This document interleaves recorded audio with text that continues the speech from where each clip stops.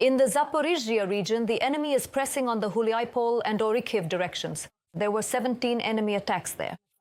Intense assaults are also taking place in the Oleksandrivka sector, where the Zaporizhzhia region borders Donetsk and the Dnipropetrovsk regions. Ukrainian heavy-duty drones, nicknamed Baba Yaga by the occupiers, are helping the fighters of the 23rd Brigade of the Khortytsia National Guard of Ukraine hold back the enemy onslaught. More about the work of the National Guard and the advantages of these bombers in our report. There you'll also find a QR code you can use to support the defenders. From delivering supplies to their comrades to striking enemy fortifications and equipment. These are the kinds of missions carried out by the fighters of the 23rd Khortytsia Brigade of the National Guard of Ukraine. Currently, they are holding the line in the Zaporizhzhia direction, and the situation on this section of the front is not easy. Sometimes there are 8 to 10 assaults in a single day. There's more than enough work to do. They attack both at night and during the day with equipment and without it. They're always coming up with something. Motorcycles, buggies, you name it. To hold back the enemy, the National Guard troops are mining the area. They do this remotely using a drone. First and foremost, to prevent the enemy from advancing, we block the approaches to our infantry. This means the enemy won't be able to make direct contact with our infantry. This is very important. The soldiers are assisted in carrying out their combat missions by Kamarinka. That's what the Khortytsia fighters call the domestically produced strike drone among themselves. The heavy drone is piloted by an operator with the call sign Yakuza.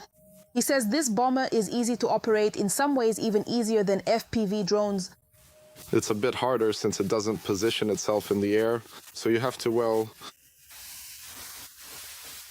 be, how should I put it, really engaged in the process. If you press something too sharply, it can immediately fall, flip over, or something else might happen. But on this drone, there is already stabilization. Just like banning Ukraine for the 4th year in a row.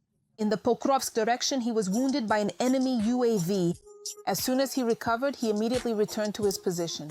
The defender recalls how in 2022 he evacuated his family to a safe place and then joined the National Guard. I told my parents that I wanted to join the army. My mom knows that if I make up my mind about something, there's no point in trying to talk me out of it. So that's exactly what happened. They went abroad and I joined the military command. Since 2022, he's been at the front, serving under the call sign Afonya. He says he learned to work with drones already in the military.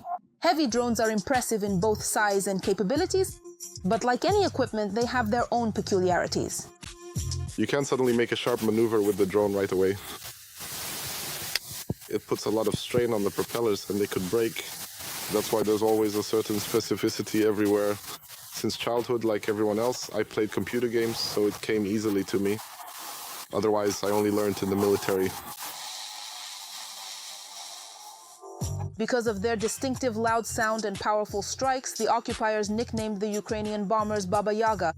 And they really do frighten the enemy. We focus our efforts on both enemy personnel and various enemy fortifications, basements, bunkers. Everything really, just everything.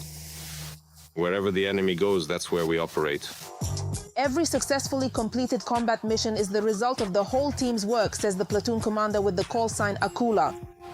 Everyone does their part. There's a sapper who prepares the ammunition and an engineer who gets the drone ready. The pilot is responsible for his own job. The driver too. You might think he just handles the vehicle, but no, he has to bring us in and get us out. There are all kinds of situations. Recently, we were also hit by an enemy drone. We lost the vehicle, but the crew was unharmed. Well, probably thanks to the driver, after all. Akula came to the National Guard from the Patrol Police. He started out as a driver in the military, and now he leads a squad. Despite all the difficulties, he has an ironclad reason to hold the front line. Above all, that's the motivation. Home is nearby close, so yes, that's a big motivation. After all our loved ones, all our relatives, most of our guys are locals, so yes, we're defending them specifically. It is thoughts of home and of their comrades who over the years of war have become a second family that give the National Guardsmen the strength to keep fighting, they admit. You can support the soldiers in Khortytsia using the details shown on the screen. Ina Hohoi Ihor Vorobi. Details from InterTV channel. Marathon. United News.